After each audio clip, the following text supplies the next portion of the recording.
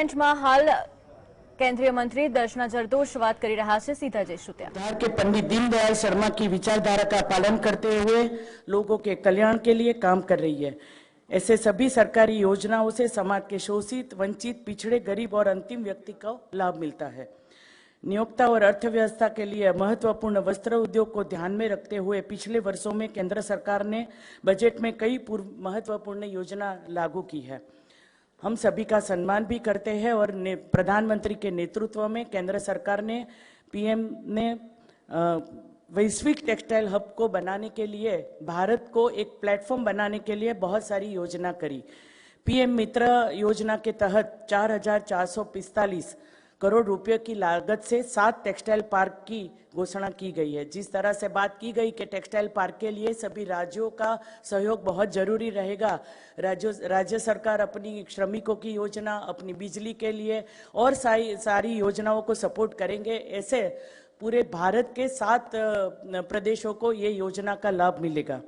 अत्याधुनिक प्रौद्योगिक विदेशी निवेश, कौशल और निर्यात, पग एंड प्ले के लिए ये योजना बनाई गई है। इसके अलावा केंद्र सरकार ने पीएलआई स्कीम, जो कपड़ा क्षेत्र में आत्मनिर्भर भारत, जिसका सबसे ज्यादा फायदा मैनमेड फाइबर और फैब्रिक बनाने, टेक्निकल टेक्सटाइल और रेडीमेड गारमेंट्स के लिए ये योजना शुरू की गई है। मुझे लगता है कि इसके बाद वाले जो भी सेशन है इसमें डिटेल में ये सब डिस्कशन होगा।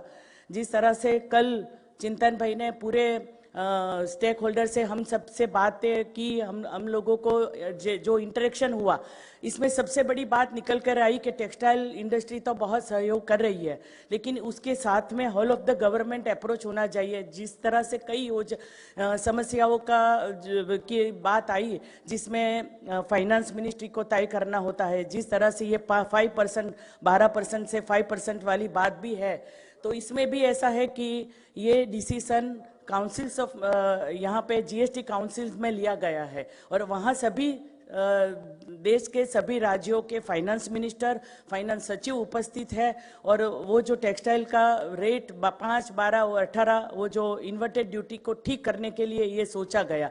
लेकिन जिस तरह से प्रधानमंत्री की सोच है और यही सरकार है जो स्टेक होल्डर से सबसे ज़्यादा बात करती है, और मुझे लगता है कि टेक्सटाइल सेक्टर में सभी सेगमेंट से बात करके हम लोगों ने एक रिकॉर्ड किया है। पीयूष जी, मैं, यूपी सिंह जी, बहुत सारे स्टेक होल्डर से बात करके इसमें हम लोगों ने सोचा है कि वैल्यू चेन के माध्यम से आप एक लोगों को दूसरे को सपोर्ट करेंगे तो ही ये टेक्सटाइल उद्योग को बढ़ावा मिलेगा। सकल घरेलू उत्पादन में हम 2% का योगदान करते हैं, लेकिन इसके साथ में हम लोग कपास, इसके नई टेक्निक, उनके रिसर्च, उनके लिए भी कपड़ा उद्योग बहुत अच्छी भूमिका निभा रहा है। फिर भी प्राचीन काल से कपड़ा, जैसे हम लोगों ने सोचा है, सूरत तो ऐसा है, वहाँ 84 बंदरों से व्यापार होता था और व्यापार कपड़े का बहुत बड़ा हब सूरत को माना जाता है। और वाइब्रेंट गुजरात के लिए ये समिट सूरत में करके सच में मुख्यमंत्री जी ने हमें बहुत बड़ा सम्मान दिया है।